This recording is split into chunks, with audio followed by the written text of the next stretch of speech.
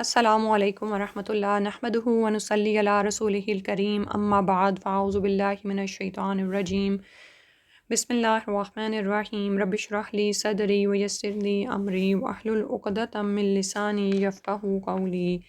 سورہ تغابن پارہ نمبر 28 ہے، شروع کرتے ہیں۔ یسبح تسبیح بیان کر رہی ہے، للہ اللہ کے لیے، ما فی السماواتی جو کچھ آسمانوں میں ہے، وما فی الارضی اور جو کچھ زمین میں ہے، لہ الملک اسی کے لیے ہے بادشاہت۔ لہو کا جو لفظ ہے وہ کلمہ حصر کے طور پر بھی آیا ہے کہ صرف اللہ ہی کی بادشاہت ہے۔ وَلَهُ الْحَمْدُ اور اسی کے لیے ہے تعریف، وَهُوَ عَلَىٰ كُلِّ شَيْءٍ قدیر اور وہ اوپر ہر چیز کے قدرت رکھتا ہے۔ تو سورہ تغابن کے بارے میں دیکھ لیتے ہیں کہ یہ یعنی یہ کون سی صورت ہے؟ یہ مدنی صورت ہے، بعض اسے مکی کہتے ہیں، لیکن آپ دیکھیں کہ اس سورہ کے ابتدائی مضامین مکی صورتوں سے پوری مشابہت رکھتے ہیں، ٹھیک ہے؟ تو یوں معلوم ہوتا ہے کہ آیت نمبر 14 سے 18 تک کی 5 آخری آیات تو مدنی ہیں اور ابتدائی 13 آیات مکی ہیں۔ اس صورت کا موضوع بھی مال اور اولاد میں کے بارے میں غفلت میں پڑھ کر یعنی ان کی طرف اتنا زیادہ مائل ہو کر اللہ کے ذکر سے غافل ہو جانا ہے۔ یعنی سبق یہ دیا جا رہا ہے کہ انسان مال اور اولاد میں اتنا انوالو نہ ہو جائے کہ اللہ سبحانہ وتعالیٰ کے ذکر سے غافل ہو جائے۔ پہلے ہی آیت میں فرمایا کہ جو کچھ بھی آسمانوں اور زمین میں ہے سب اللہ سبحانہ وتعالیٰ کی تسبیح کر رہی ہیں، سبحان اللہ۔ اور یاد رکھیں کہ اسی کے لیے بادشاہت ہے اور اسی کے لیے حمد ہے، یعنی اللہ سبحانہ وتعالیٰ نے ہی سب تخلیق کیا اور اسی کی بادشاہت ہے، یعنی وہ یہ تمام نظام وہی چلا رہا ہے، وہ ملک ہے، مالک ہے، ملیک ہے۔ اور یعنی یہ جو نعوذ باللہ یہ ایک قدیم فلاسفر کا نظریہ تھا نا کہ اللہ سبحانہ وتعالیٰ نے اس کائنات کو پیدا کیا اور پھر اس سے بے تعلق ہو گیا، ایسا نہیں ہے، جیسے ہم پہلے بھی بار بار پڑھ چکے ہیں کہ اللہ سبحانہ وتعالیٰ ہر آن اس پر حکومت بھی کر رہے ہیں، ٹھیک ہے؟ اور جس چیز کی تخلیق سے جو مقصد درکار تھا اسے اس کام پر لگا دیا، اور وہ اس کام پہ لگی ہوئی ہے، یہی اس کی اللہ کی تسبیح بیان کرنا ہے۔ اور ویسے بھی اگر وہ اللہ کی تسبیح کرتے ہیں تو ہم اس کے بارے میں نہیں جانتے، لیکن ہم جانتے ہیں کہ نبی صلی اللہ علیہ وسلم نے جب اپنے منبر کو تبدیل کیا تو کس طرح سے وہ رو رہا تھا، یعنی ان میں بھی اس حد تک وہ سینسز ہیں، ٹھیک ہے؟ تو یہ سب کیا ہے کہ اللہ سبحانہ وتعالیٰ کی ہستی کا شعور رکھنا ہے ان کے اندر، اور وہ اللہ کی تسبیح بیان کر رہی ہیں۔ اللہ ہی کے لیے بادشاہت ہے اور اسی کی حمد ہے، تمام حمد بھی اسی کی ہے، تمام تعریف بھی اسی کی ہے۔ یعنی آپ یہ دیکھیں کہ سبحان اللہ کہ دنیا میں اگر کوئی کام کرتا بھی ہے تو اصل میں تعریف اس کی نہیں ہے، کیونکہ اللہ ہی ہے جس نے اس کو اس کام کے کرنے کی توفیق دی یا اس کو اس کام کے کرنے کی عقل دی، یا یہ کہ جن ذرائع کو اس نے استعمال کیا وہ بھی اللہ ہی کے بنائے ہوئے تھے۔ تو تعریف تو اصل میں صرف اللہ سبحانہ وتعالیٰ ہی کی ہے۔ وَهُوَ عَلَىٰ كُلِّ شَيْءٍ قدیر، اور وہ اوپر ہر چیز کی قدرت رکھتا ہے، یعنی اللہ سبحانہ وتعالیٰ نے تخلیقات پیدا فرمائیں، پھر اس کے بعد ان کو کام پر لگا دیا، وہ زمین و آسمان میں اللہ کی تسبیح کر رہی ہیں، اللہ ہی کی حکومت ہے ان پر، اسی کے لیے تعریف ہے، اور وہ ان تمام اشیاء پر پوری طرح سے قدرت بھی رکھتا ہے۔ یعنی قدرت کا مطلب کیا ہوتا ہے کہ جس چیز کو آپ نے کسی کام پر لگا دیا اس سے آپ وہ کام لینے کی مکمل قدرت رکھتے ہیں۔ مثال کے طور پر آپ کو کوئی غلام دیا جاتا ہے تو وہ آپ کی قدرت میں کب ہوتا ہے؟ جب وہ آپ کی بات مانے، آپ کا کام کرے۔ تو یہاں پر یہی سمجھایا جا رہا ہے کہ اللہ سبحانہ وتعالیٰ تو پوری طرح سے قدرت بھی رکھتے ہیں۔ پھر اس کے بعد فرمایا وَالَّذِي خَلَقَكُمْ فَمِنْكُمْ کافر، تو وہی ہے وہ ذات جس نے تم کو پیدا کیا تو تم میں سے کوئی کافر ہے، وَمِنْكُمْ مُؤْمِن اور کوئی مومن ہے، وَاللَّهُ بِمَا تَعْمَلُونَ بَصِيرٌ اور اللہ ساتھ اس کے جو تم عمل کرتے ہو اس کو خوب دیکھنے والا ہے۔ تو یعنی کائنات کی تمام جو غیر عاقل مخلوقات ہیں وہ اللہ سبحانہ و تعالیٰ کی تسبیح کر رہی ہیں، اور جو عاقل مخلوق ہے جیسے انسان ہیں، ملائکہ ہیں، جن ہیں، تو ان میں سے ملائکہ بھی اللہ کی تسبیح میں ہی لگے ہوئے ہیں، لیکن انسان اور جن کو اختیار دیا گیا ہے ان کے بارے میں فرمایا کہ اب یہاں پر ہمارے لیے جیسے یہ ہے کہ پیدا کیا تم کو، تو پھر کیا ہوتا ہے کہ انسان کو چونکہ اختیار کی آزادی دی ہوئی ہے تو وہ کیا کرتا ہے کہ کوئی تو ان میں سے اللہ کی ہستی کو مان جاتا ہے، ایمان لے آتا ہے، اور کوئی ایسا ہے جو انکار کر دیتا ہے تو وہ کافر ہی رہ جاتا ہے، ٹھیک ہے؟ تو اللہ سبحانہ و تعالیٰ نے تو انسان کو فطرت سلیمہ پر ہی پیدا کیا کہ وہ بھی اللہ کی باقی مخلوق کی طرح مطیع اور منقاد بن کر رہے، لیکن کچھ لوگ تو اس فطرت سلیمہ پر قائم رہتے ہیں اور مومن ہوتے ہیں، اور کچھ ماحول سے متاثر ہو کر کفر کی راہیں اختیار کر لیتے ہیں، اور اس مطلب کی توثیق اس ارشاد نبوی سے بھی ہو جاتی ہے جس میں آپ صلی اللہ علیہ وسلم نے فرمایا کل مولود یولد علی الفطرہ، اور یعنی پوری حدیث یہ ہے کہ انسان کا ہر بچہ فطرت سلیمہ پر پیدا ہوتا ہے، پھر اس کے والدین اسے یہودی یا نصرانی یا مجوسی بنا دیتے ہیں، ٹھیک ہے۔ تو یعنی اب انسان کو اللہ تعالیٰ نے قوت ارادہ اور اختیار دی، عقل، غور و فکر دیا، اور اس کو حق و باطل میں تمیز کرنے کی صلاحیت دی۔ اب جو شخص تو ان صلاحیتوں سے صحیح فائدہ اٹھاتا ہے تو وہ مومن ہو جاتا ہے، اور جو ان کا غلط استعمال کرتا ہے اور حق کی راہ کو نہیں پہچانتا یا پہچان کر اس کا انکار کر دیتا ہے، وہ کفر کی راہ پر جا پڑتا ہے، ٹھیک ہے۔ اور ساتھ ہی فرما دیا واللہ بما تعملون بصیر، اور اللہ تعالیٰ ساتھ اس کے جو تم عمل کرتے ہو خوب دیکھنے والا ہے، یعنی سب کی اطاعت، سب کی نافرمانی کا اسے خوب پتہ ہے، ٹھیک ہے۔ یعنی کون تم میں سے مومن ہوا، کون کافر ہوا، اللہ سبحانہ و تعالیٰ اس کو جانتے ہیں۔ خلق السماوات والارض بالحق، اور اس میں نا ایک اور بات رہے گی کہ جب اللہ سبحانہ و تعالیٰ دیکھنے والے ہیں تو یہ ایک طرح سے ہمیں انذار بھی ہے کہ تم یہ سمجھتے ہو کہ اللہ سے چھپ جاؤ گے، نہیں، اللہ تعالیٰ نہ صرف تمہیں دیکھتا ہے بلکہ تمہیں پھر اس کی سزا اور جزا بھی دے گا، یعنی جو ہمارا عقیدہ ہے کہ ہم اللہ تعالیٰ پر ایمان رکھتے ہیں اور آخرت کے دن پر بھی ایمان رکھتے ہیں جس دن اچھے اور برے اعمال کی جزا یا سزا دی جائے گی۔ تو اللہ تعالیٰ اور اللہ ہی کے تو علم میں ہے کہ اگر کسی مومن نے کوئی نیک کام کیا، واللہ بما تعملون بصیر، بصارت بھی ایسی کہ بصیر بھی وہ ایسا ہے سبحان اللہ کہ کسی بھی نیک کام کے پیچھے کتنی خلوص نیت تھی یہ بھی اللہ تعالیٰ جانتے ہیں، تو اسی کے مطابق جزا و سزا میں کمی بیشی بھی ہوگی۔ پھر اس کے بعد فرمایا خلق السماوات والارض بالحق، پیدا کیا اس نے آسمانوں کو اور زمین کو حق کے ساتھ، وصورکم، اور صورتیں دیں تم کو، فاحسن صورکم، تو کیا ہی اچھی صورتیں بنائیں تمہاری، سوارا جو ہے وہ صورت کی جمع ہے، وَإِلَيْهِ الْمَصِيرُ، اور اسی کی طرف لوٹنا ہے۔ تو سبحان اللہ، اللہ سبحانہ و تعالیٰ نے آسمان و زمین کو پیدا کیا حق کے ساتھ۔ آپ یہ دیکھیں کہ انسان کی پیدائش سے پہلے ہی جو چیزیں اس کو زمین پر چاہیے تھیں وہ سب اللہ تعالیٰ نے پیدا فرما دی، جو انسان کی زندگی اور زندگی کی بقا کے لیے ضروری تھیں، ان تمام اشیاء کو پیدا کیا، پھر ان کو کام پر لگا دیا اور انسان کے لیے مطیع کر دیا اور انسان کا خادم بنا دیا، اور ہم دیکھتے ہیں کہ تمام چیزیں انسان کی خدمت میں معمور ہیں۔ آسمانوں میں جو گردش کرتے سیارے ہیں اور ستارے ہیں، اور پھر چاند، سورج، اور زمین پر جو بے شمار معدنیات اور زراعت اور یعنی فصلیں حاصل ہوتی ہیں، یعنی ہر چیز کس طرح سے اللہ تعالیٰ نے انسان کے لیے کام پر لگا دی، اس کو مسخر کر دیا، سبحان اللہ۔ اور انسان سے کیا مطلوب ہے کہ اور اس کے لیے فرمایا وَصَوَّرَكُمْ فَأَحْسَنَ صُوَرَكُمْ، تو دیکھو تو تمہاری صورت بنائی تو کیسی اچھی صورتیں بنائیں، سبحان اللہ۔ واقعی انسان کو کتنی خوبصورت صورت دی گئی ہے، اور ساتھ ہی اس کو یاد کرا دیا وَإِلَيْهِ الْمَصِيرُ، کہ اسی کی طرف یعنی اللہ ہی کی طرف لوٹنا ہے، یعنی تم سے جو کام مطلوب ہے، جس مقصد کے لیے تمہیں اٹھایا گیا، اب وہ تم کرو، کیونکہ اس کی جواب دہی کے لیے تمہیں اللہ کے ہاں پہنچنا ہے۔ پھر فرمایا یعلم ما فی السماوات والارض، وہ جانتا ہے جو کچھ آسمانوں میں ہے اور جو زمین میں ہے، وَيَعْلَمُ مَا تُسِرُّونَ، اور وہ جانتا ہے جو تم چھپاتے ہو، وَلَا تُعْلِنُونَ، اور جو تم ظاہر کرتے ہو، وَاللَّهُ عَلِيمٌ، اور اللہ خوب علم رکھنے والا ہے بذات الصدور، سینوں کے بھید کا۔ اور سینوں میں کیا ہوتا ہے؟ دل ہوتے ہیں نا، تو دلوں کے اندر جو کچھ بھی ہے اللہ سبحانہ تعالیٰ وہ سب کچھ جانتے ہیں، ٹھیک ہے۔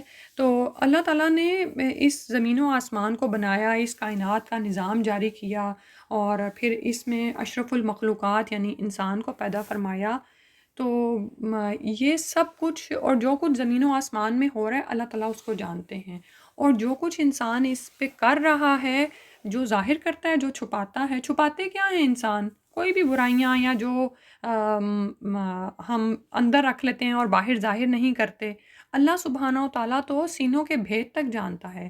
اللہ تعالیٰ تو جانتا ہے ان باتوں کو بھی جو ہم لوگوں کے سامنے ظاہر کرتے ہیں اور جو لوگوں سے چھپاتے ہیں، وہ بھی اللہ کے علم میں ہے۔ اور پھر اسی طرح نیک اعمال کے پیچھے کیا نیت اور کیا ارادے ہیں، یہ بھی اللہ تعالیٰ جانتے ہیں، اسی کے مطابق انسان بدلہ پائے گا۔ تو آپ یہ دیکھیں کہ حقیقی عدل بھی ایسی ہی ہستی کر سکتی ہے جو کہ آسمان و زمین کے تمام حالات سے باخبر ہو، اور اسی طرح سے اس میں جو عمل کرنے والا یعنی انسان ہے، اس کے بھی ظاہر و باطن کا اسے مکمل علم ہو، ٹھیک ہے؟ کیونکہ دنیا میں تو آپ دیکھیں ہم کسی کو بھی آرام سے دھوکہ دے جاتے ہیں، بعض اوقات ہم اپنی اندرونی خامیوں پر پردہ ڈال جاتے ہیں، چھپا جاتے ہیں بات کو، بہانے بنا لیتے ہیں، یا پھر یہ کہ ماحول میں ہونے والے حالات کو ہم مورد الزام ٹھہراتے ہیں۔ تو اللہ تعالیٰ تو باہر اندر ہر چیز کو جانتا ہے، سبحان اللہ، اس سے ہم کیا چھپائیں، وہی بہترین فیصلہ کرنے والا نا پھر کہ کس کو کتنی سزا اور جزا دینی ہے۔ اللہ تعالیٰ ہمارے حال پہ رحم فرما دے، آمین۔ تو اللہ تعالیٰ سینوں کے بھید جانتا ہے، یہ جو بات ہے نا اگر ہم کہیں لکھ کے لگا دیں تو آپ یہ دیکھیں کہ پھر کس طرح سے انسان اپنی زندگی کانشیس ہو کے گزارے نا۔ اگر بار بار یہ خیال ہمارے اندر رہے تو، اور اگر چلیں بار بار نہیں رہ سکتا، 24 گھنٹے ہم کانشیسنیس آف اللہ سبحانہ و تعالیٰ نہیں اختیار کر سکتے، تو کم از کم بار بار تو اپنے آپ کو، پھر بھی ہم اپنے آپ کو ریمائنڈر تو دیتے رہا کریں کہ اللہ تعالیٰ تو میرے سینوں کے بھید بھی جانتا ہے، جو کچھ میں دوسروں کے بارے میں سوچتی ہوں، جو بہانے میں کسی کام کے نہ کرنے کے لیے گھڑتی ہوں، سب اللہ کے علم میں ہیں۔ پھر فرمایا الم یاتکم، کیا آئی نہیں تمہارے پاس نبا الذین کفروا، خبر ان لوگوں کی جنہوں نے کفر کیا، من قبل، اس سے پہلے، فذاقوا، تو انہوں نے چکھا، وبال امرہ، اپنے امر کا وبال۔ وبال کیا ہوتا ہے؟ وابل پیچھے ہم نے پڑھا تھا نا، موٹی بارش کو کہتے ہیں بوندوں والی کو، تو وبیل ہوتا ہے وہ کھانا جو معدے پر بھاری ہو جائے، ٹھیک ہے؟ تو وبال یعنی نتیجہ، کام کا نتیجہ جو نکلنا ہے، یعنی وہ سزا جو ان کو ملے گی، جو ان پر یعنی کہ پڑے گی۔ اور یہ فرمایا جا رہا ہے نبی صلی اللہ علیہ وسلم سے کہ الم یاتکم نبأ الذین کفروا من قبل، کہ یعنی ان لوگوں سے مراد کون ہے؟ الذین کفروا من قبل، جو پہلے کی سابقہ اقوام ہیں جن پر اللہ تعالیٰ کی نافرمانیوں کی وجہ سے عذاب آیا، تو اللہ تعالیٰ فرما رہے ہیں فذاقوا، تو انہوں نے چکھا، وبال امرہم، اپنے کیے کا بدلہ، ٹھیک ہے؟ اور وَلَهُمْ عَذَابٌ علیم، اور یہ جو بدلہ ان کو دیا گیا یہ تو دنیا میں تھا، یہ ان کی اصل سزا نہیں تھی، نہ ہی پوری سزا تھی، یہ عذاب تو محض انہیں اس لیے چکھایا گیا کہ وہ آئندہ جرائم سے باز آ جائیں اور مظلوم ان کے مظالم سے نجات پا جائیں، ٹھیک ہے؟ اس لحاظ سے دنیا کا یہ عذاب محض ایک مجرم کی گرفتاری کی حیثیت رکھتا ہے۔ تو ساتھ ہی فرمایا وَلَهُمْ عَذَابٌ علیم، اور ان کو جو آخرت میں عذاب ملنے والا ہے نا، وہ دردناک عذاب ہے، اصل اور پوری سزا تو انہیں آخرت میں ملے گی۔ آپ یہ دیکھیں کہ آج جس طرح دین کو ماننے والوں پر ظلم ہو رہا ہے، اللہ کو ماننے والوں پر ظلم ہو رہا ہے، اور یعنی دین اسلام کی پیروی کرنے والے جس طرح سے کافروں کے مظالم کا شکار ہیں، تو کیا ایک کافر جس نے سینکڑوں ہزاروں مسلمانوں کو قتل کر ڈالا، یعنی اس کے ایک ہاتھ کے ایک حکم کے اشارے پر سینکڑوں مسلمان قتل کیے جا رہے ہیں، یا اگر مسلمان نہیں تو ویسے بھی جو دوسرے لوگ بہت سے ایسے مارے جاتے ہیں بے گناہ ہی، تو کیا اس انسان کی زندگی کو لے لینا اس کے لیے پوری سزا ہے؟ نہیں، وہ اگر دنیا میں اس پر ایسی کوئی آفت آ پڑتی ہے فذاق و وبال امرہم، تو دراصل یہ تو اس کو یعنی روک دینا ہے اس کے ظلم سے، ٹھیک ہے؟ کہ وہ آئندہ وہ زندگی نہیں ہوگی تو وہ جرم سے باز آ جائے گا، اور مظلوم کو اس کے ظلم سے بچا لینا ہے۔ لیکن یہ سزا پوری تو نہ ہوئی نا، کہ کہاں اس کے حکم سے اللہ تعالیٰ کی اتنی مخلوقات کو ہلاک کر دیا گیا، یعنی انسانیت کی کوئی قدر ہی نہیں تھی اس کی نگاہ میں، اس نے اللہ کی مخلوق کو قتل کر ڈالا، اور اتنی زیادہ، تو پھر صرف ایک اکیلے اس کی جان لینا تو اس کا پوری سزا نہیں ہے۔ تو اسی لیے ضروری ہے کہ قیامت کا دن قائم ہو اور پھر ایسے لوگوں کو پھر وَلَهُمْ عَذَابٌ علیم، دردناک عذاب دیا جائے۔ ذالکہ، یہ بِأَنَّهُ، بوجہ اس کے کہ بے شک، کانت تھے، تأتیہم، آتے تھے ان کے پاس، رسولہم، ان کے رسول، بالبیناتی، ساتھ واضح نشانیوں کے، فقالو، تو وہ کہتے، ابشرون، کیا ایک انسان، یہدوننا، ہدایت دیں گے ہمیں، فکفروا تو انہوں نے کفر کیا، وتولوا اور وہ منہ موڑ گئے، واستغنى اللہ اور بے پرواہ ہو گیا اللہ، واللہ غنی اور اللہ تعالیٰ بے پرواہ ہے، بے نیاز ہے، حمید خوب تعریف والا ہے۔ تو ذالک بانہ کانت تأتیہم، ایسا ان کے ساتھ کیوں ہوا کہ ان کے پاس رسولہم بالبینات آئے تھے، ان کے پاس رسول کھلی نشانیاں لے کر، لیکن انہوں نے کیا کہا کہ کیا اب انسان ہمیں ہدایت دیں گے؟ یعنی اپنے رسولوں پر بنیادی اعتراض ان کو کیا ہوتا تھا کہ یہ تو ہم ہی جیسا ایک بشر ہے، ہم ہی سے اپنا لیڈر کیسے مان لیں؟ کوئی فرشتہ ہماری رہنمائی کے لیے نازل ہوتا تب بھی کوئی بات تھی، گویا کہ ان کے نزدیک کوئی بشر رسول نہیں ہو سکتا تھا، ٹھیک ہے؟ اور اسی بنا پر فکفروا وتولوا واستغنى اللہ، کہ انہوں نے رسولوں کی بات ماننے سے انکار کیا، کفر کا راستہ اختیار کیا۔ تو اللہ تعالیٰ واستغنى اللہ تعالیٰ ان سے بے پرواہ ہے، وہ جو انہوں نے کیا انہوں نے اپنے لیے سزا کا بیج بویا۔ تو اللہ تعالیٰ نے اس کا اعتراض قرآن میں بے شمار جگہ پر دیا ہے کہ انسانوں کے لیے ہدایت کی یہی صورت تھی کہ انہی جیسا انسان ان کے اندر رسول بنا کر بھیجا جائے، جو انہی کی قوم سے ہو، انہی کی زبان میں بات کرتا ہو۔ اور آپ یہ دیکھیں کہ اگر فرشتہ ہی ہمارے درمیان اتار دیا جاتا تو اس کے لیے تو نہ ماننے والے ایک اور حجت، ایک اور بہانہ نکال لیتے کہ یہ تو فرشتہ ہے، اس جیسے کام ہم کیسے کر سکتے ہیں؟ اور اول تو فرشتہ اتارا ہی جاتا تو کہاں وہ اس کو دیکھ کر آسانی سے زمین میں چل پھر سکتے۔ آپ یہ دیکھیں نا کہ کوئی ایسی مخلوق ہمارے درمیان رہ بس رہی ہو جو ہماری جیسی نہیں ہے، تو پھر ہم کیسے اس کے ساتھ انس اختیار کر سکتے ہیں، یا کیسے اس سے ہم کچھ سیکھ سکتے ہیں، یا کیسے اس کی طرح ہم عمل کر سکتے ہیں، جبکہ اس کی جو ان بلڈ ساری خصوصیات ہیں وہی ڈیفرنٹ ہوں، ٹھیک ہے؟ واستغنى اللہ، تو اللہ تعالیٰ تو بے پرواہ ہے اس سے، یعنی اللہ تعالیٰ نے تو انہیں بھلائی اور رہنمائی کی طرف آنے کے لیے رسول دیے، لیکن یہ تو خود ہی گھڑے میں گرنا چاہتے ہیں تو گرا کریں، اللہ تعالیٰ کو کیا پرواہ ہے؟ واللہ غنی حمید، اللہ تعالیٰ تو بے پرواہ ہے۔ اگر یہ ہدایت کی طرف آتے تو اللہ کی بڑائی، اس کی عظمت، اس کی کبریائی یا اس کی تعریف میں تو اضافہ نہ کرتے، زمین کے سارے انسان اور جن مل کر بھی ہدایت پر آ جائیں اور اللہ کی تعریف بیان کریں تو اللہ کی تعریف میں ایک بال برابر فرق نہیں آتا، کیونکہ وہ تو کیا فرمایا، واللہ غنی حمید، وہ تو اپنی ذات میں بے پرواہ اور محمود ہے، وہ سب کو کھلاتا ہے، لوگ اسے نہیں کھلاتے، وہ تو تعریف شدہ ہے، یعنی وہ تو اپنی ذات میں محمود ہے، کوئی اس کی تعریف کرے یا نہ کرے۔ تو یہ تو انسان اپنے لیے اپنے فائدے کا کرتا، لیکن اس نے اپنا فائدہ نہیں کیا۔ پھر اس کے بعد فرمایا زعم الذین کفروا، زوم یعنی دعویٰ کیا ان لوگوں نے جنہوں نے کفر کیا، ان لن یبعثوا، کہ ہرگز نہ اٹھائے جائیں گے، قل کہہ دیجئے بلا کیوں نہیں، بلا یہاں پر ما قبل کی تردید کے لیے آیا ہے کہ یہ جو بات ابھی کہی گئی ہے اس کی تردید کی جا رہی ہے کہ نہیں، کیوں نہیں، لتبعثن، تم ضرور اٹھائے جاؤ گے، ثم لتنبؤن، پھر تم ضرور خبردار کیے جاؤ گے، بما عملتم، ساتھ اس کے جو تم نے عمل کیے ہوں گے، وذالک، اور یہ بات اللہ اللہ پر یسیر، آسان ہے۔ تو دعویٰ کر دیا ان لوگوں کے لیے کہ وہ ہرگز نہ اٹھائے جائیں گے۔ اب یہ دعویٰ کیا تھا؟ بغیر کسی بنیاد کے تھا، ان کے پاس کوئی ذریعہ علم نہیں تھا جن کی بنیاد پر وہ کوئی یقینی بات کہتے، ٹھیک ہے؟ انسان کے پاس نہ تو کبھی ماضی میں کوئی ایسا ذریعہ تھا، نہ آج ہے، نہ آئندہ ہوگا، لیکن وہ کتنے زور شور سے اس بات کو پیش کرتا ہے کہ مرنے کے بعد ہم ہڈیاں ہو جائیں گے تو کیسے دوبارہ اٹھائے جائیں گے، زوم کرتا ہے، دعوے کرتا ہے، ان لن یبعثوا، کہ ہرگز نہ اٹھایا جائے گا۔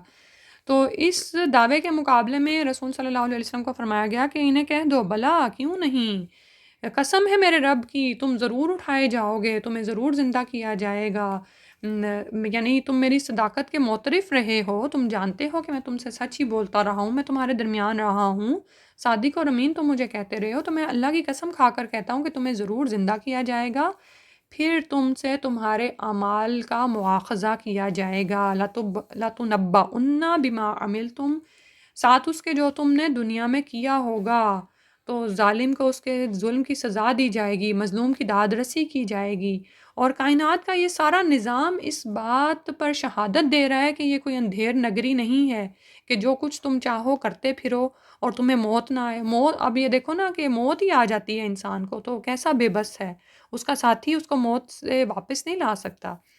تو اور اسی طرح ہم کتنی ہی دفعہ تو دیکھتے ہیں کہ زمین میں یعنی زمین بنجر پڑی ہوئی ہوتی ہے اور پھر اس سے پودے نکل آتے ہیں۔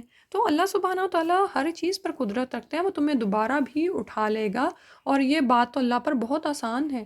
پہلی دفعہ کا پیدا کرنا کسی کے لیے ہوتا ہے یعنی کہ ایک الگ امر، لیکن اللہ کے لیے تو یہ بھی مشکل نہیں ہے، تو دوسری دفعہ اٹھانا تو بالکل ہی کوئی بھی ایسا امر نہیں ہے۔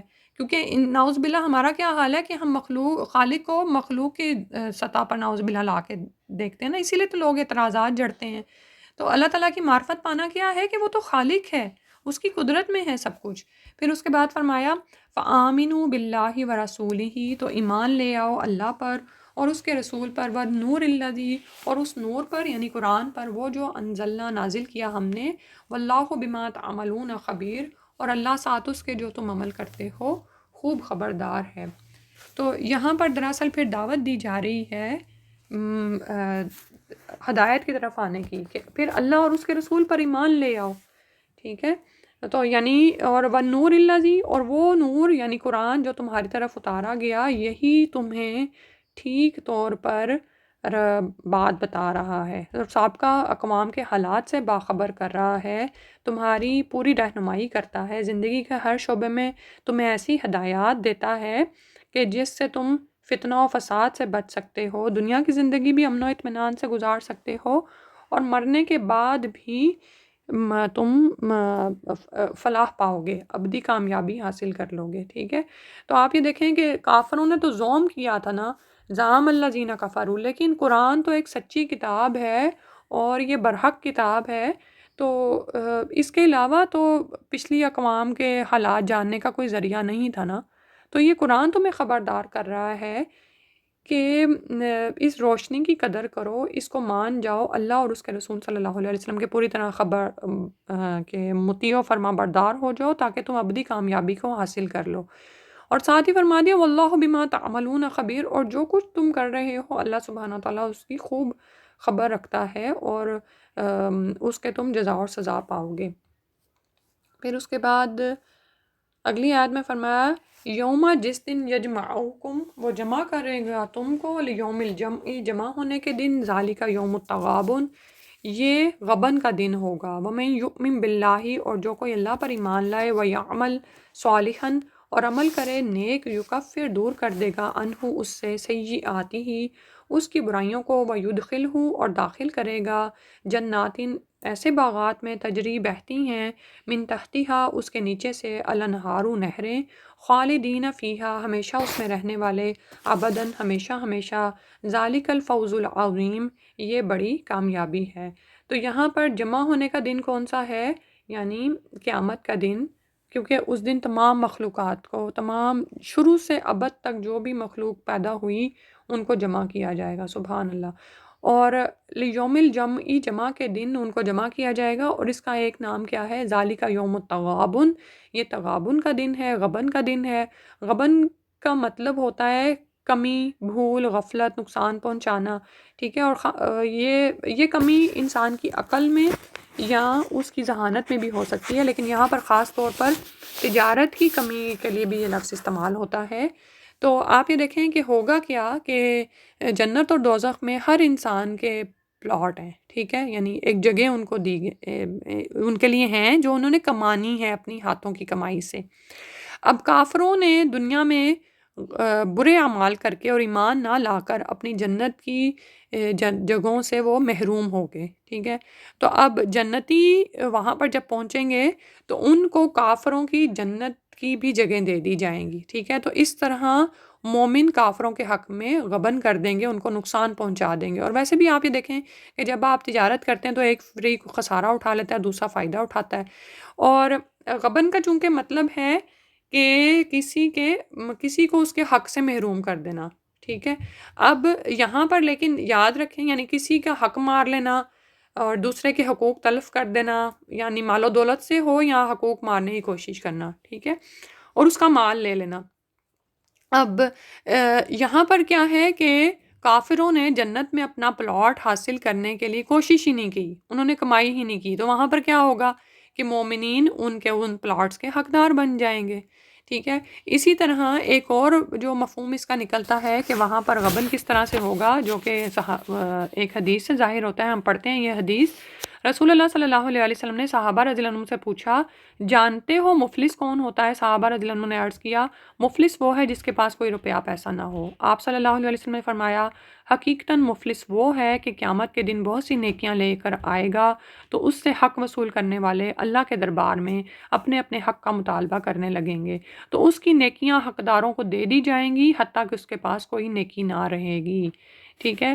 اور پھر یہ اسی طرح ایک اور جگہ پر آتا ہے کہ جب نیکی نہیں رہے گی تو پھر اس کے گناہ مظلوموں کے یعنی مظلوموں کے گناہ اس ظالم کے حق میں ڈال دیے جائیں گے. ٹھیک ہے. تو یہ ایک طرح کا غبن ہوگا. تو اس لیے اس کو غبن کا دن فرمایا کہ مومنین کافروں کے ساتھ اور اسی طرح ظالم مظلوم جو ہیں وہ ظالموں کے لیے غبن کا باعث بن جائیں گے، یعنی ان کو نقصان دے دیں گے وہاں پر. اللہ سبحانہ و تعالیٰ ہمیں اس دن کے خسارے سے بچا لیں. یعنی یہ جو غبن ہے یہ دراصل اس کو آپ ہار جیت کا دن، سود و زیاں کا یا نفع و نقصان کا دن کہہ سکتے ہیں. تو ساتھ ہی فرمایا کہ پھر اس غبن سے بچنے کی صورتحال کیا ہے، کہ کیا صورت ہے. وَمَن يُؤْمِن بِاللَّهِ، جو ایمان لے آئے اللہ پر، وَيَعْمَلْ صَالِحًا، اور نیک اعمال کرے، یکفر عنہ سیئاتہ، تو اللہ سبحانہ و تعالیٰ اس سے اس کی برائیوں کو دور کر دیں گے اور ان کو ایسے باغات میں داخل کریں گے جن کے نیچے سے نہریں جاری ہیں، وہ اس میں ہمیشہ ہمیشہ رہیں گے. ذالک الفوز العظیم، یہ بڑی کامیابی ہے. کاش کہ ہمیں اس بات کا یقین آ جائے. آپ یہ دیکھیں کہ یہ یقین ہمارے اندر نہیں نا اترا، اس لیے ہماری آخرت کے لیے اس طرح کی ایفرٹس بھی نہیں ہوتی. حالانکہ یہی تو اصل کامیابی ہے جس کے لیے ہمیں کوشش کرنی ہے. اور ابھی جو یہ ظالم اور مظلوم کی بات ہو رہی تھی نا، ایک اور حدیث میں یہاں پہ پڑھنا چاہوں گی. ایک اور حدیث میں آتا ہے کہ اگر کسی نے اپنے بھائی پر ظلم کیا ہے تو اسے دنیا میں ہی معاف کرا لے، کیونکہ قیامت کے روز دینار اور درہم نہ ہوں گے. اگر ظالم نے کچھ اعمال کیے ہوں گے تو وہ لے کر مظلوم کو دے دیے جائیں گے، اور اگر اس کے پاس صالح اعمال کا ذخیرہ نہ ہوگا تو مظلوم کے گناہ اس کو دے دیے جائیں گے. آپ یہ دیکھیں کہ بعض اوقات نہ جانتے ہوئے بھی دوسروں کے حق میں ظلم ہو جاتا ہے نا، تو پھر دنیا میں ہی اپنے معاملات کو کلیئر کرنے کی انسان کرے. نظر کس پر ہونی چاہیے؟ ذالک الفوز العظیم، وہ جو کامیابی ہے نا، وہ اصل کامیابی ہے جس کو انسان پائے. آمین. والذین کفروا، اور وہ لوگ جنہوں نے کفر کیا، وکذبوا، اور جھٹلایا بھی آیاتنا، ہماری آیات کو، اولئک، یہی وہ لوگ ہیں، اصحاب الناری، جنت کے ساتھی ہیں، خالدین فیہا، اس میں ہمیشہ رہنے والے، وبئس المصیر، اور وہ کتنا برا ٹھکانہ ہے. اور یہ بار بار یہ دہرائی جاتی ہے نا یہ بات کہ وہ لوگ جنہوں نے کفر کیا، کفر کا مطلب ہوتا ہے نا چھپا دینا. حق سامنے آیا لیکن انہوں نے ان کو چھپا دیا اور اس کا اظہار زبان سے نہیں کیا، نہ اس کو مانا، نہ اس پر ایمان لائے. اور پھر جب وہ اس پر، اس حالت پر یعنی کہ جم گئے تو پھر آگے انہوں نے کیا کیا؟ جدل شروع کر دیا نا. کذبوا، جھٹلانا شروع کر دیا. جدل سے آگے پھر اس کو جھٹلایا. بھی آیاتنا، ہماری آیات کو، نشانیوں کو، یعنی جس سے، نشانیاں کیا ہیں؟ جس سے اللہ تعالیٰ کو پہچانا جا سکتا تھا، جس سے اللہ کی معرفت حاصل کی جا سکتی تھی، انہوں نے ان کو جھٹلا دیا.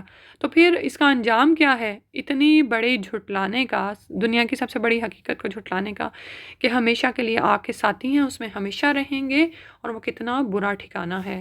یہاں تک تلاوت سنتے ہیں انشاءاللہ.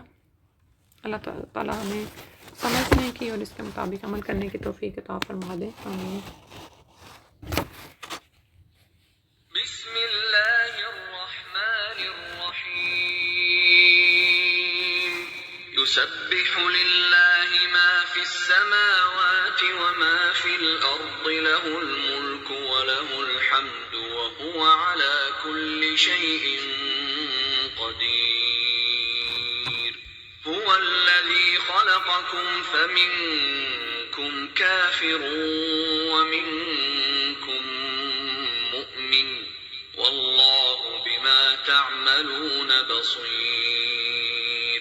خلق السماوات والأرض بالحق وصوركم فأحسن صوركم وإليه المصير. يعلم ما في السماوات والأرض ويعلم ما تسرون وما تعلنون والله عليم بذات الصدور. ألم يأتكم نبأ الذين كفروا من قبل قبل فذاقوا وبال أمرهم ولهم عذاب أليم ذلك بأنه كانت تأتيهم رسلهم بالبينات فقالوا أبشر يهدوننا فكفروا وتولوا واستغنى الله والله غني حميد زعم الذين كفروا أن لن يبعثوا قل بلى وربي لتبعثن ثم لتنبؤن بما عملتم وذلك على الله يسير فآمنوا بالله ورسوله والنور الذي أنزلنا والله بما تعملون خبير يوم يجمعكم ليوم الجمع ذلك يوم التغابن ومن يؤمن بالله ويعمل صالحا يكفر عنه سيئاته ويدخله جنات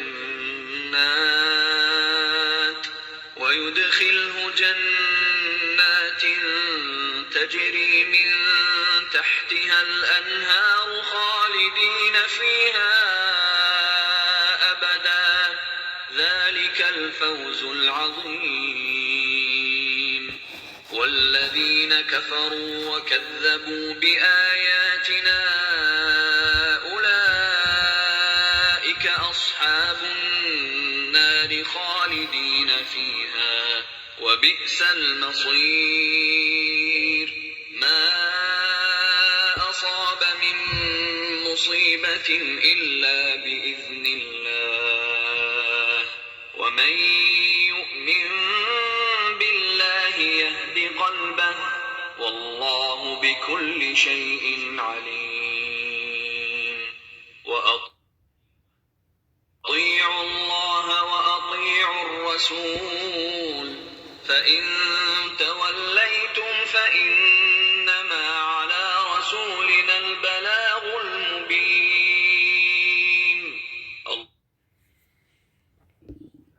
آیت نمبر 11 سے انشاءاللہ کرتے ہیں. ما اصاب من مصیبت، نہیں پہنچتی کوئی مصیبت الا باذن اللہ مگر اللہ کے اذن سے، ومن یؤمن اور جو ایمان لاتا ہے، باللہ اللہ پر، یہدی قلبہ وہ رہنمائی کرتا ہے اس کے دل کی، واللہ بکل شیء علیم اور اللہ سبحانہ وتعالیٰ ہر چیز کو جاننے والا ہے. تو اب یہاں سے رکوع کا آغاز کس طرح سے ہو رہا ہے کہ جو بھی مصیبت انسان پر آتی ہے الا باذن اللہ مگر اللہ کے اذن سے. اور مصیبت یاد رکھیں کہ جو اصابہ من مصیبہ ہے نا، مصیبت کوئی بھی پہنچنے والی چیز کو کہتے ہیں، ٹھیک ہے، جو کچھ بھی انسان کو پہنچے، لیکن عموماً اردو میں ہم اس کو مصیبت ہی کہہ رہے ہوتے ہیں. تو جو بھی نتیجہ یا جو چیز انسان کی طرف آتی ہے نا، وہ اللہ کے حکم سے ہی ہوتی ہے، اور اس کے انسان پر پہنچنے پر اگر انسان وَمَن یُؤْمِن بِاللَّهِ، اگر انسان اللہ پر ایمان پر استقامت سے جمع رہے، یہدی قلبہ اللہ تعالیٰ اس کی رہنمائی فرما دیتے ہیں. سبحان اللہ. اور اللہ تعالیٰ ہر چیز کا خوب علم رکھتے ہیں. ٹھیک ہے، آپ یہ دیکھیں کہ مومنین کو آزمائش اور تربیت کے لیے مختلف طرح کے مصائب سے یا یہ آزمائشوں سے گزارا جاتا ہے. جیسے سورہ البقرہ میں آتا ہے نا، وَلَنَبْلُوَنَّكُمْ بِشَيْءٍ مِّنَ الْخَوْفِ وَالْجُوعِ وَنَقْصٍ مِّنَ الْأَمْوَالِ وَالْأَنفُسِ وَالثَّمَرَاتِ. تو اب یہاں پر کیا ہوتا ہے، ایسے مصائب پر جب مومن صبر کرتا ہے، وَمَن یُؤْمِن بِاللَّهِ، تو پھر کیا ہوتا ہے کہ وہ مومنوں کے گناہوں کا کفارہ بن جاتے ہیں. جیسے کہ ارشاد نبوی بھی ہے نا کہ کسی مسلمان کو کوئی کانٹا بھی چبھے تو وہ اس کے کسی نہ کسی گناہ کا کفارہ بن جاتا ہے، بشرطے کہ مسلمان اس مصیبت پر صبر کرے. جب وہ صبر کرتا ہے، اللہ پر اپنے ایمان کو استقامت کے ساتھ برقرار رکھتا ہے، اللہ کے بارے میں کسی شک کا شکوے کا شکار نہیں ہوتا، یہدی قلبہ، تو اللہ تعالیٰ اس کے دل کو راستہ دکھا دیتے ہیں. سبحان اللہ. یعنی اس کی رہنمائی کر دی جاتی ہے، اور پھر کیا ہوتا ہے، انسان اس مصیبت سے نکل بھی آتا ہے. جب اس کی رہنمائی کر دی جاتی ہے تو وہ اس مصیبت سے نکلنے کا حل بھی جان لیتا ہے. ٹھیک ہے. لیکن شرط یہ ہے کہ صبر کیا جائے، اور صبر کب ہوتا ہے؟ الصبر عند الصدمۃ الاولی، یعنی صبر جو ہوتا ہے الصدمہ، صدمے کے پہنچنے پر ہوتا ہے، یعنی کہ جو ہی آپ کو صدمہ پہنچا تو آپ نے صبر کیا، یہ نہیں کہ اب صبر تو آتے آتے آ ہی گیا ہے، ٹھیک ہے۔ اور انسان جو بھی عمل کر رہا ہوتا ہے، واللہ بکل شیء علیم، اللہ سبحانہ و تعالیٰ ہر چیز کو خوب جاننے والا ہے، ٹھیک ہے۔ اور آپ یہ دیکھیں کہ ایسے جب بھی کوئی بلا، آزمائش یا مصیبت ہماری طرف آتی ہے تو کیا ہوتا ہے کہ ہماری پہچان ہو جاتی ہے نا، کیونکہ یا تو انسان صبر کرتا ہے یا شکوہ شکایت کرتا ہے، صبر کر کے وہ اپنا مومن ہونے کا کردار ادا کر دیتا ہے، اور شکوہ کر کے وہ پھر نعوذ باللہ یہ ظاہر کر دیتا ہے کہ ایمان اس کے اندر کس حد تک تھا، ٹھیک ہے۔ اور مصیبتیں آتی ہیں آپ یہ دیکھیں کیوں ہیں، کیونکہ تاکہ انسان کے دل نرم ہوں، اللہ کی طرف مائل ہوں۔ بعض اوقات کیا ہوتا ہے کہ نعمتیں ہمیں اتنی مل رہی ہوتی ہیں کہ ہم اللہ سے جڑنے کی بجائے ہمارے اندر تکبر آنا شروع ہو جاتا ہے، ایک ایروگینس آ جاتی ہے، ہم ایٹیچیوڈ شو کر رہے ہوتے ہیں۔ تو اللہ تعالیٰ اس غفلت، بے خوفی کو ختم کرنے کے لیے، ہمیں شیک کرنے کے لیے، ہمیں ہلانے کے لیے کوئی نہ کوئی ہم پر مصیبت بھیجتے ہیں۔ بعض اوقات نعمتوں کا زوال ہوتا ہے تاکہ انسان کو نعمتوں کا احساس ہو، ٹھیک ہے۔ اور پھر جو ان حالات میں ثابت قدم رہتا ہے تو اس کے کیا ہے کہ اس کے لیے ہدایت کی رہنمائی کر دی جاتی ہے، اس کے لیے آگے راستے کھول دیے جاتے ہیں، ٹھیک ہے۔ جو اللہ کی طرف رجوع کرتا ہے، جو پلٹتا ہے، اس کو راہ دکھائی جاتی ہے، پھر وہ اور بلند درجے پا لیتا ہے۔ اور یہی ہوتا ہے نا کہ سب سے زیادہ آزمائشیں انبیاء پر آتی ہیں، پھر اس کے بعد اسی طرح جتنا ایمان ہوتا ہے اس کے مطابق انسان کو آزمایا جاتا ہے، ٹھیک ہے۔ تو اب یہاں پر ہم نے یہ دیکھنا ہے کہ جب ہم پر آزمائش آتی ہے تو کیا ہم منفی رد عمل سے خود کو روکتے ہیں اور صبر کرتے ہیں، کیونکہ صبر کر لینا تو اللہ تعالیٰ اس مصیبت کو بذات خود ہمارے لیے معلم بنا دیتے ہیں، ہم اس سے بہت کچھ سیکھ جاتے ہیں انشاءاللہ۔ اور پھر اس کے بعد فرمایا کہ یعنی اب جیسے مصیبت ہی کی بات ہو رہی ہے تو کیا کس حالت پر جمع رہو، وَأَطِیعُوا اللَّهَ وَأَطِیعُوا الرَّسُولَ، اور اللہ کی اطاعت کرو اور رسول کی اطاعت کرو۔ فَإِن تَوَلَّیْتُمْ، پھر اگر تم پھر گئے، فَإِنَّمَا، تو بے شک، عَلَىٰ رَسُولِنَا الْبَلَاغُ الْمُبِینُ، تو ہمارے رسول کے ذمے تو کھول کھول کر پہنچا دینا ہے۔ یعنی جو بھی حالت آتی ہے انسان کو تو اس دنیا میں امتحان گاہ میں رکھا گیا ہے نا، تو وہ اللہ اور اس کے رسول صلی اللہ علیہ وسلم کی اطاعت پر قائم رہے، اور پھر اگر وہ پلٹ جائے تو رسول کے ذمے تو کھول کھول کر پہنچا دینا ہے، یعنی ہمارے اعمال کی ذمہ داری ہم ہی پر ہے۔ پھر اس کے بعد فرمایا اللہ لا الہ الا ہو، اللہ تو وہ ذات ہے کہ نہیں کوئی معبود مگر وہی۔ تو کیا ہمارا ایمان اللہ پر ایسا ہے کہ معبود وہی ہے، وہی مالک ہے ہمارا، جو کچھ بھی ہماری طرف بھیجے، وعلی اللہ فلیتوکل المؤمنون، اور اللہ ہی پر بھروسہ کرتے ہیں مومن۔ آپ یہ دیکھیں کہ مصیبت پر صبر بھی وہی کر سکتا ہے جو اللہ کی ذات پر بھروسہ کرتا ہے، ٹھیک ہے۔ نہیں تو مصیبت آئے تو ہم کیا سوچتے ہیں کہ یا اللہ پتہ نہیں یہ کیسے ہوگا، تو کیونکہ ہمارا اللہ پر توکل نہیں ہوتا کہ جس نے اگر ایک راستہ بند کیا تو ہمارے لیے دوسرا راستہ کھول بھی دے گا، ٹھیک ہے۔ تو صبر اور توکل، یہ تمام چیزیں کیا ہیں، یہ مومنین کی صفات ہیں، ٹھیک ہے۔ تو اللہ سبحانہ و تعالیٰ ہمیں بھی یہ عطا فرما دیں کہ جب بھی کوئی مصیبت آئے تو اللہ کی طرف رجوع کریں کہ اللہ نے یہ ڈالی ہے نا تو اللہ ہی اس کو کاٹے گا، اور اللہ تعالیٰ نے اگر یہ مجھ پر ڈالی ہے تو اللہ تعالیٰ یقیناً مجھے بہت کچھ سکھانا چاہ رہے ہیں، اور مجھے چاہیے کہ میں اس پر صبر کر کے اپنے درجات بلند کروں انشاءاللہ۔ اسی طرح درجات بلند ہوتے ہیں نا، اسی طرح انسان آزمائشوں کی بھٹی سے گزارا جاتا ہے اور کندن بنا دیا جاتا ہے، ٹھیک ہے۔ پھر وہ رب کی رضا پر راضی ہو جاتا ہے، وہ اللہ پر توکل کرتا ہے مومن، تو وہ رب کی رضا پر راضی ہے، پھر جیسی بھی حالت سے اللہ گزارے اس کے زبان پر شکوہ نہیں آتا، ہر حالت میں اس کی زبان سے پھر الحمدللہ ہی نکلتا ہے۔ اور آپ یہ دیکھیں کہ عربوں کے ہاں کوئی فوت بھی ہو جائے تو ان کو الحمدللہ ہی کہنا سکھایا جاتا ہے، ٹھیک ہے، سبحان اللہ۔ پھر اس کے بعد فرمایا یا ایھا الذین آمنو، اے وہ لوگوں جو ایمان لائے ہو، ان من ازواجکم، بے شک تمہارے زوج میں سے، و اولادکم، اور تمہاری اولادوں میں سے، عدو لکم، دشمن ہے تمہارے لیے، فاحذروہم، تو بچو ان سے، وان تعفو، پھر اگر تم معاف کر دو گے، وتصفحوا، اور درگزر کرو گے، وتغفروا، اور بخش دو گے، فإن اللہ غفور الرحیم، تو بے شک اللہ تعالیٰ خوب بخشنے والا، رحم کرنے والا ہے۔ اب اس آیت کا جو شان نزول ہے وہ یہ بھی بتایا جاتا ہے کہ بعض اہل مکہ ایسے تھے جو ایمان لا کر جنہوں نے ہجرت نہیں کی، اور ان سے پہلے باقی لوگ ہجرت کر آئے، تو جو پہلے ہجرت کر آئے وہ لوگ ظاہر ہے ان کو نیکیاں کمانے کا زیادہ موقع مل گیا نا، اور بعد میں ایمان لانے والوں کے ساتھ یا ہجرت کر کے آنے والوں کے ساتھ کیا ہوا کہ وہ تھوڑا پیچھے رہ گئے. تو اب ہوتا کیا ہے کہ انسان عموماً دین کے معاملے میں پیچھے کس وجہ سے رہتا ہے؟ اہل کی وجہ سے نا. تو یہاں پر اللہ سبحانہ وتعالیٰ نے پہلے تو فرمایا مومنین کے لیے کہ بے شک تمہارے ازواج اور تمہاری اولاد میں ہی دشمن ہو سکتے ہیں، تو کیا کرو، ان سے بچ کرو. آپ یہ دیکھیں کہ ایک دشمن تو ظاہر ہے نا کہ اس سے بچنا ہی ہے، لیکن یہ جو مال اور اولاد یعنی ازواج اور اولاد کا معاملہ ہے نا، یہ آپ کے بڑے پیارے ہوتے ہیں لیکن وہ ہیں دشمن. اور دشمنی بھی ان کی کس اعتبار سے ہوتی ہے؟ دین کے اعتبار سے. عموماً آپ یہ دیکھیں کہ یہی صورتحال ہوتی ہے نا کہ کسی گھر میں والدین مومن ہیں تو اولاد ان کو کفر کی طرف کھینچ رہی ہوتی ہے، یا پھر یہ کہ زوج کے درمیان یہ معاملہ ہوتا ہے، یا پھر ایکسٹینڈڈ فیملیز میں بھی یہ معاملہ ہو سکتا ہے. تو یہی دراصل ہمارا امتحان ہے کہ باوجود اس کے کہ زوج اور اولاد ہمیں بڑے پیارے ہوتے ہیں، لیکن اللہ تعالیٰ نے فرمایا کہ وہ تمہارے دین کے معاملے میں دشمن بھی ہو سکتے ہیں، تو ان سے بچ کر رہو. اب بچنا کس طرح سے ہوگا؟ یہ تو نہیں ہے کہ ان سے جنگ کی جائے، بلکہ اپنے دین پر ثابت قدمی اختیار کی جائے، ان کو بھی اس راہ پر رکھا جائے، اور اگر ان کی طرف سے شیطان آنے کی کوشش کرے تو بچا جائے اس چیز سے. ٹھیک ہے، لیکن اور ساتھ ہی ان سے معاملہ کرنے کا طریقہ بھی بتا دیا گیا. اب جیسے میں کہتی نا کہ ہیں تو وہ تمہارے دشمن، اللہ تعالیٰ نے فرما دیا، لیکن ان سے جنگ تو نہیں کرنی نا. فرمایا 3 طرح کی چیزیں بتائیں، اور آپ یہ دیکھیں کہ معافی کے لیے اللہ تعالیٰ ایک بھی بات کہہ دیتے ہیں، لیکن نہیں، وَإِن تَعْفُوا، اور اگر تم معاف کرو، وَتَصْفَحُوا، اور درگزر کر دو، وَتَغْفِرُوا، اور بخش دو. اب یہ تینوں طرح کے 3 الفاظ استعمال کیے گئے ہیں جن کا ترجمہ بھی مختلف طرح سے نکلتا ہے.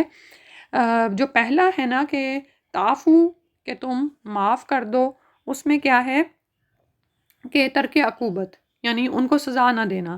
دوسرا ہے تصفحو، کہ تم درگزر کرو، اور اس میں کیا ہوتا ہے کہ قصور کا احساس نہ ہونے دینا، یعنی ترک ملامت بھی نہیں کرنی کہ تم نے یہ غلط کیا تھا. اور تیسری بات یہ ہے کہ تغفرو، کہ بخش دو، یعنی دوسروں کو نہ بتاؤ. ستر الذنب و تجاوز عنہ، یعنی گناہ کو چھپا دینا اور اس سے تجاوز کرنا. سبحان اللہ. کیا ہم نہیں چاہتے کہ اللہ ہمیں معاف کر دے؟ الا تحبون ان یغفر اللہ لکم. تو پھر کیا کرنا چاہیے؟ ہمیں بھی دوسروں کو معاف کرنا چاہیے. اور کتنا اچھا وہ ایک فارمولہ بتا دیا گیا ہے نا اپنی یعنی اپنے گھر کی زندگی کو پرسکون رکھنے کا، کہ دشمنی تم فیس کرو گے اپنے ازواج کی طرف سے، اپنی اولاد کی طرف سے بھی، تو ان سے بچ کر رہو. اور اگر کبھی کوئی ایسا معاملہ پیش آ جائے کہ لڑائی تک بات جا پہنچے، تو پھر یہ 3 کام کرو: معاف کرو، درگزر کرو، اور بخش دو، یعنی گناہ کو ڈھانپ دو. تو بے شک اللہ تعالیٰ بھی تمہیں معاف کرنے والا ہے، بہت رحم فرمانے والا ہے. تو تم بھی یہی عمل اپنے اس میں شامل کرو. اور یہ دیکھیں، یہ معاملہ جو ہوتا ہے نا عموماً عورتوں پہ زیادہ پیش آتا ہے. عورتوں کا اصل جہاد گھر میں ہی ہو رہا ہوتا ہے نا. ٹھیک ہے، کبھی اولاد سے، کبھی زوج سے، کبھی گھر والوں سے. تو پھر کیا ہے کہ اس میں یہ تمام کام انشاءاللہ ہم نے کرنے ہیں. پھر اس کے بعد فرمایا انما اموالکم و اولادکم فتنہ، بے شک تمہارے مال اور تمہاری اولاد فتنہ ہیں. واللہ عندہ اجر عظیم، اور اللہ کے ہاں بہت بڑا اجر ہے، یعنی یہ تمہارے امتحان ہیں. ٹھیک ہے، اور امتحان آپ یہ دیکھیں کہ کیسا امتحان ہے کہ انسان ان سے محبت بھی کرتا ہے نا، ان سے ان کا دلی لگاؤ ہوتا ہے. تو بعض اوقات ہمیں نہیں پتہ چلتا، وہ ہمیں دین کے معاملے میں فتنے میں ڈال دیتے ہیں. ٹھیک ہے، کسی آزمائش میں ڈال دیتے ہیں.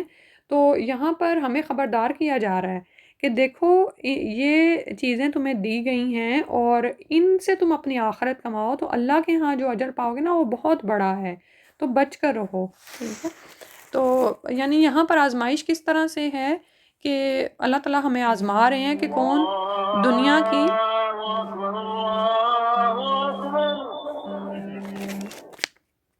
اچھا اللہ سبحانہ و تعالیٰ ہمیں آزما رہے ہیں کہ کون دنیا کی فانی اور زائل ہونے والی چیزوں کے پیچھے پھنس کر آخرت کی دائمی نعمتوں کو فراموش کر دیتا ہے، اور کون ہے جو انہی چیزوں کو اپنے لیے آخرت میں ذریعہ یعنی اجر بنا لے. ٹھیک ہے، تو اللہ کے ہاں تو بہت اجر ہے.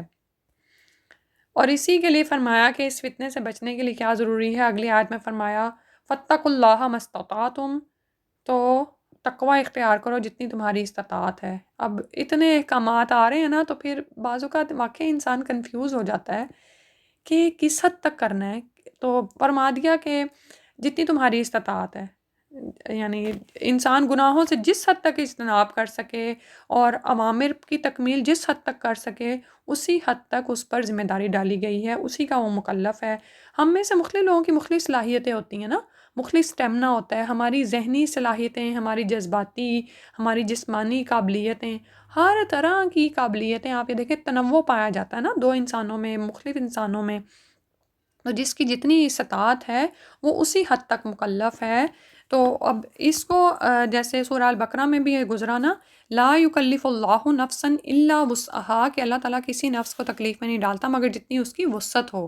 تو جس مقام پر انسان مجبور ہو جاتا ہے نا کہ جہاں پر آپ کسی ایسی جگہ پر پھنس گئے جہاں پر اب اس گناہ کو آپ نہیں کر رہے ہیں، ٹھیک ہے، کوئی اور اس میں پڑا ہوا ہے، آپ اس کو نہیں نکال پا رہے ہیں، جس حد تک آپ روک سکتے تھے آپ نے روکا، یا پھر اسی طرح کسی امر کی تکمیل میں اب آپ کے وہ اختیار میں نہیں ہے، تو پھر آپ پر مواخذہ نہیں ہے۔ مواخذہ صرف اس صورت میں ہے کہ جہاں پر انسان استطاعت رکھنے کے باوجود اللہ کی اطاعت نہ کرے۔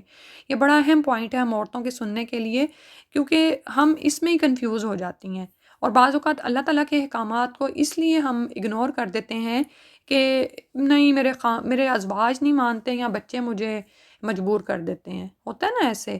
تو اس معاملے میں آپ یہ دیکھیں کہ اگر آپ کی استطاعت ہے نا تو اپنی استطاعت کی حد تک کام کریں، خود کو بہانے نہ دیں، اور اپنے بارے میں غلط اندازے بھی قائم نہ کریں۔ جیسے ابھی میں نے کہا ہے کہ جتنی استطاعت ہے اتنا ہی مواخذہ ہے، تو اس کا یہ مطلب نہیں کہ ہم اپنے بارے میں غلط اندازے قائم کر لیں کہ فلاں کام تو میری استطاعت سے باہر ہے، حالانکہ وہ استطاعت میں ہو، اور یہ معاملہ میں آپ کو نہیں بتا سکتی، آپ مجھے نہیں بتا سکتے۔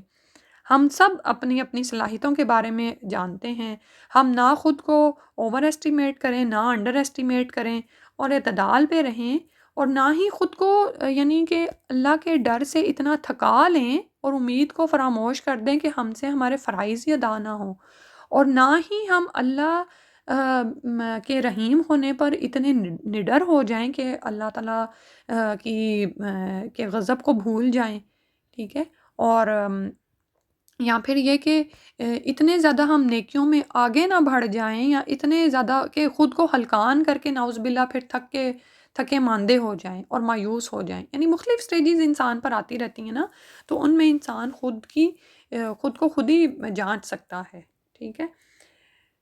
تو پھر فرمایا وَاسْمَعُوا، اور سنو، وَأَطِیعُوا، اور اطاعت کرو، سنو اور اطاعت کرو، یہ تو ہمارے بس میں ہے نا، فتنے سے بچنے کے لیے یہ کام کرو، کیونکہ ابھی یہ بہت بڑے بڑے فتنے ہیں۔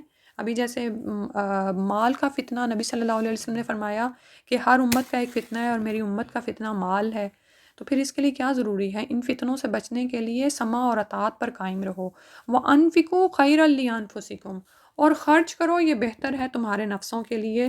آپ یہ دیکھیں کہ یہ جو ہمارے اوپر مختلف طرح کے مصائب آتے ہیں یا ہم مشکلات سے نکل نہیں پاتے نا، تو اس وقت جو ہے نا بعض اوقات مال کی محبت یا یہ بھی سامنے آ رہی ہوتی ہے نا، تو نفاق کرنے سے کیا ہوتا ہے کہ انسان کے اندر سے جو اپنے ذات کے لیے جو بخل ہے نا وہ نکلتا ہے، ٹھیک ہے۔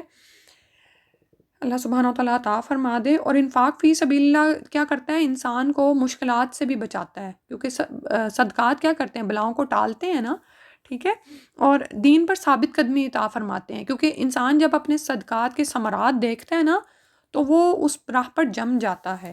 یہ بہتر ہے تمہارے نفسوں کے لیے۔ وَمَن یُوقَ شُحَّ نَفْسِهِ، اور جو کوئی بچا لیا گیا اپنے نفس کے شح سے یعنی بخیلی سے، فَأُولَٰئِکَ هُمُ الْمُفْلِحُونَ، تو یہی لوگ ہیں جو کہ فلاح پانے والے ہیں۔ اللہ سبحانہ و تعالیٰ ہمیں بھی ہمارے ذات کے شح سے نکال دے، اور اس شح کی وجہ سے بڑی خرابیاں پیدا ہوتی ہیں گھریلو زندگی میں بھی، اپنے ازواج کے ساتھ، اپنے بچوں کے ساتھ۔ بعض اوقات ہم مال کے معاملے میں شح نہیں کر رہے ہوتے، ہم اپنے یعنی وقت کے معاملے میں شح کر رہے ہوتے ہیں، یا صلاحیتوں کے بارے میں، ٹھیک ہے۔ تو اس میں یہاں پر بہت زیادہ دیکھنے کی ضرورت ہے کہ ہم بخیلی کی طرف نہ چلے جائیں۔ اور آپ یہ دیکھیں کہ گھریلو معاملات میں کیا ہوتا ہے، یعنی ازدواجی زندگی میں یا بچوں کے ساتھ معاملات میں بھی، کہ دوسروں سے توقعات نہ رکھی جائیں، اور خود اپنے پہ جو ذمہ داریاں عائد ہوتی ہیں نا ان کو انسان کر گزرے، ٹھیک ہے۔ یعنی نفس کی بخیلی کیا ہوتی ہے بعض اوقات، کہ بعض اوقات ہم جب دین کا کام کر رہے ہوتے ہیں تو اپنے فرائض سے غافل ہو جاتے ہیں نا. گھر کے بچے ہم سے کوئی بات کر رہے ہیں تو ہم کہہ رہے ہیں نہیں میرے پاس تو اس وقت ٹائم نہیں، یہ بھی بخیلی ہے نا. تو ان چیزوں میں بھی ہمیں فوکس کرنے کی ضرورت ہے. اللہ سبحانہ و تعالی ہمیں بہترین سمجھ کی توفیق عطا فرما دے، اور کہ ہم دوسروں سے توقعات نہ لگائیں، دوسروں کے لیے خیر خواہ ہوں. ٹھیک ہے. اور کیونکہ جو شخص اس بخیلی سے بچا لیا گیا نا، یعنی اپنی ذات کی بخیلی سے، تو وہ کیا ہیں؟ فاولائک هم المفلحون، یہی وہ لوگ ہیں جو فلاح پانے والے ہیں. تو اپنے اپنے عمل میں ہم نے چیک کرنا ہے کہ کیا ہم اس کیٹیگری پر پورے اترتے ہیں کہ ہم دوسروں کے کام آنے والے ہوں، اپنی ذات کا ہمیں وہ نہ رہے. ٹھیک ہے. اور اس کے بعد پھر فرمایا ان تقرض اللہ، اگر تم قرض دو گے اللہ کو، قرضاً حسنا، قرض حسنا، یضاعف لکم، وہ دگنا کر دے گا اس کو تمہارے لیے، ویغفر لکم، اور بخش دے گا تمہارے لیے، واللہ شکور حلیم، اور اللہ تعالیٰ خوب قدردان ہے، حلم والے ہیں. اب اوپر ذکر ہوا انفقو کا، تو انفقو تو کوئی بھی مال ہے، لگاؤ، اپنی جان پر لگاؤ، گھر والوں پر، ارد گرد ضرورت مندوں پر. یہاں پر ذکر ہوا تقرض اللہ، اللہ کو قرض دینے کا. یہ ہوتا ہے خاص وہ قرض جو کہ اللہ کی راہ میں، اللہ کی رضا کے لیے، اللہ کے دین کی سربلندی کے لیے دیا جاتا ہے، اور اس میں کوئی اور لالچ نہیں ہوتی، کوئی غرض نہیں ہوتا علاوہ اس کے کہ اللہ کو راضی کیا جائے، دین کے کاز کو آگے بڑھایا جائے، اللہ کی خوشنودی کے لیے دین سے وابستگی کا اظہار کیا جائے، اور قرض حسنہ دیا جائے. ٹھیک ہے. اور ابھی یہ جو بات ہو رہی تھی نا کہ دوسروں سے توقعات نہ لگائیں، دوسروں کو ان کے حقوق ادا کریں، دوسروں کے حقوق ادا کریں اور ان کے لیے خیر خواہ ہوں. ٹھیک ہے. تو پھر آپ یہ دیکھیں کہ اور اللہ کو قرض دیں تو خود بھی جمے رہیں اور گھر والوں کو بھی دین کی طرف لانا ہے، تاکہ آپ کو گھر سے سپورٹ مل سکے، آپ جان اور مال کو اللہ کی راہ میں لگا سکیں، اللہ کا نام بلند کر سکیں. تو اور اللہ سبحانہ و تعالیٰ اس قرض کو قرض حسنہ فرما رہے ہیں. سبحان اللہ. وہ قرض جو کہ اللہ کا نام بلند کرنے کے لیے دیا جاتا ہے، اس کو اللہ تعالیٰ اپنے ذمے قرض لے رہے ہیں. سبحان اللہ. تو جو قرض اللہ تعالیٰ لے لیں، یضاعف لکم، تو وہ اس کو تمہارے لیے بڑھا دیں گے. یعنی اللہ کو کوئی قرض دے اور پھر اس کا بہترین بدل اس کو واپس نہ ملے. سبحان اللہ. یہ تو نہیں ہو سکتا نا. تو اللہ تعالیٰ اس کو بہترین اس کا دگنا کر کے دیں گے. وَيَغْفِرْ لَكُمْ، اور انسان کے گناہوں کی بخشش ہو جاتی ہے. انسان دین کے راہ پر نکلتا ہے نا تو اس سے اس کے گناہ جھڑنا شروع ہو جاتے ہیں، اس کا تربیہ اور تزکیہ ہونا شروع ہو جاتا ہے، وہ نیکیوں کی راہ پر گامزن ہو جاتا ہے، پرانے گناہ معاف ہو جاتے ہیں، گناہ جھڑ جاتے ہیں، آگے سے آگے نیکیوں کی توفیق مل جاتی ہے. تو کیونکہ جب انسان دین کی مدد، نصرت، حمایت کرتا ہے نا تو اس سے اس کا اپنا ایمان ترقی پاتا ہے، اس کو ثابت قدمی عطا ہوتی ہے. اور یضاعف لکم، اللہ تعالیٰ اتنے زیادہ اس کی قدردانی کرتے ہیں، جیسے فرمایا واللہ شکور حلیم، کہ اللہ تعالیٰ قدردانی کرنے والے، حلم والے ہیں، کہ اللہ کی راہ میں دیا ہوا کھجور کا ایک ٹکڑا بھی احد پہاڑ جتنا ہو جائے گا. سبحان اللہ. یہ اللہ تعالیٰ کی قدردانی ہے نا. تھوڑے سے مال میں سے ہم خرچ کرتے ہیں اور اس کے دیے ہوئے مال میں سے خرچ کر رہے ہیں. سبحان اللہ. تو اللہ تعالیٰ اس پر بہت زیادہ ثواب دیتے ہیں، اور اللہ تعالیٰ حلیم ہے، نافرمانی کرنے پر فوراً پکڑتے نہیں ہیں. آپ یہ دیکھیں کہ کس طرح سے اللہ سبحانہ و تعالیٰ ہمیں مہلت دیے چلے جاتے ہیں، مجرموں کو معاف کر دیتے ہیں، لوگوں کی سزاؤں میں تخفیف بھی کر دیتے ہیں. اور اللہ تعالیٰ کی یہ ایک مستقل صفت ہے، حلیم جو ہے نا، کہ ہر وقت اللہ تعالیٰ حلیم ہے. تو ہمارا بھی اس اسم کی روشنی میں کیا عمل ہونا چاہیے؟ یہ جو حلم ہے نا، اللہ تعالیٰ بندوں کے لیے بھی پسند فرماتے ہیں. تو جیسے ابراہیم علیہ السلام حلیم تھے، اور اسی طرح ایک صحابی جو نبی صلی اللہ علیہ وسلم کے پاس آئے تھے، اشج، سارا باقی لوگ تو نبی صلی اللہ علیہ وسلم کے پاس فوراً حاضر ہوئے، لیکن اشج نے باقاعدہ اپنا آپ کو سنوارا اور پھر آپ صلی اللہ علیہ وسلم کے پاس گئے. تو ان کے اس حلم کی نبی صلی اللہ علیہ وسلم نے تعریف فرمائی. ٹھیک ہے. تو ہم دیکھیں کہ ہم کیا جب ہماری طرف کوئی مصیبت آتی ہے، جیسے ابھی آیا نا، کوئی مصیبت جب پڑتی ہے تو مومن صبر کرتا ہے، اور صبر یا کوئی بھی خوشی، جیسے ابھی میں نے کہا تھا نا، اصابہ من مصیبت، مصیبت کوئی بھی پہنچنے والی چیز ہوتی ہے، کوئی بھی چیز جو ہمیں پہنچتی ہے، اچھی حالت ہمیں پہنچتی ہے، بری حالت ہمیں پہنچتی ہے، کیا ہم اعتدال پر قائم رہتے ہیں؟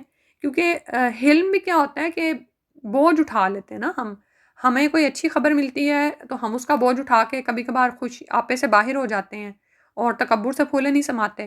اسی طرح ہمیں کوئی بری خبر پہنچتی ہے تو اس کا بھی ہم بوجھ نہیں اٹھا پاتے، تو کیا کرتے ہیں پھر ہم صبر نہیں کرتے، شکوہ شکایت کی طرف آ جاتے ہیں، نعوذ باللہ۔ تو حلیم شخص کون ہوتا ہے، حلم کرنے والا کون ہوتا ہے، کہ وہ صبر کرتا ہے، وہ ہر حال میں اس کا جو حال نا متوازن رہتا ہے، ٹھیک ہے۔ یہ بات اس لیے بھی سمجھنے کی ضرورت ہے کہ بعض اوقات ہم اپنے اوپر پڑنے والی مصیبت، یا خوشی ہو یا غمی ہو، اس کا اثر دوسروں پر اتار دیتے ہیں، ٹھیک ہے۔ یعنی بعض اوقات کوئی بری حالت پہنچے تو ہمارے منہ بگڑے ہوئے نظر آتے ہیں لوگوں کو، ٹھیک ہے۔ کوئی اچھی حالت پہنچے تو ہم تکبر سے منہ بگاڑے ہوئے ہوتے ہیں۔ تو اللہ سبحانہ وتعالیٰ ہمارے حال پہ رحم فرمائے۔ خاص طور پر ماؤں کی آپ یہ دیکھیں نا کہ ایسی ماں جس کے اندر اس طرح کے اتار چڑھاؤ آتے رہتے ہیں، تو ان کے بچوں پر، اس کے بچوں پر کیا اثر ہوتا ہے۔ اللہ تعالیٰ ہمیں بھی علم عطا فرما دے۔ اس کے بعد فرمایا عالم الغیب والشہادۃ العزیز الحکیم، جاننے والا ہے چھپے اور ظاہر کا، بہت زبردست حکمت والا ہے۔ اللہ سبحانہ وتعالیٰ سب کچھ جانتے ہیں، سارے ہمارے بھید جانتے ہیں، کن نیتوں سے ہم اللہ کی راہ میں خرچ کرتے ہیں، کیا ہمارے ارادے ہیں، اور جو ہم ظاہر کرتے ہیں اس کو بھی اللہ تعالیٰ جانتے ہیں۔ اور اللہ تعالیٰ زبردست ہیں، وہ پکڑ کر سکتے ہیں، وہ لیکن اللہ تعالیٰ معاف بھی کرتے رہتے ہیں، حکیم ہیں، حکمت والے ہیں، انسان کو مہلت دیے چلے جاتے ہیں۔ اللہ اکبر۔ اللہ سبحانہ وتعالیٰ ہمیں بہترین سمجھ کی اور اس کے مطابق عمل کی توفیق عطا فرما دے۔ یہاں تک تلاوت سن لیتے ہیں جو ہماری رہ گئی ہے۔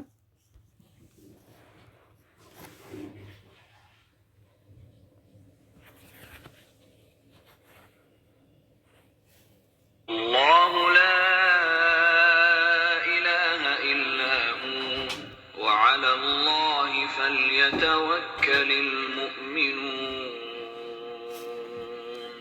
یا ایہا الذین آمنوا ان من ازواجکم واولادکم عدوا لکم فاحذروہم وَإِن تَعْفُوا وَتَصْفَحُوا وَتَغْفِرُوا فَإِنَّ اللَّهَ غَفُورٌ رَّحِيمٌ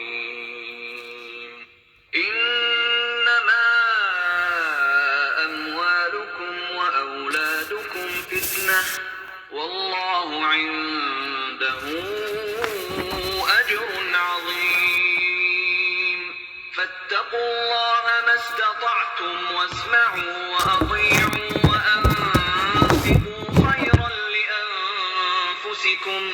ومن يوق شح نفسه فأولئك هم المفلحون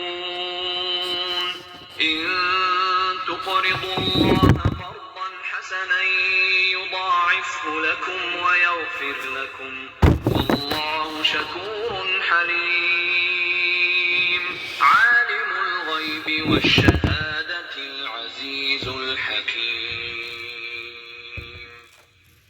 سبحانک اللہم و بحمدک، نشہد ان لا الہ الا انت، نستغفرک و نتوب الیک۔ السلام علیکم و رحمۃ اللہ۔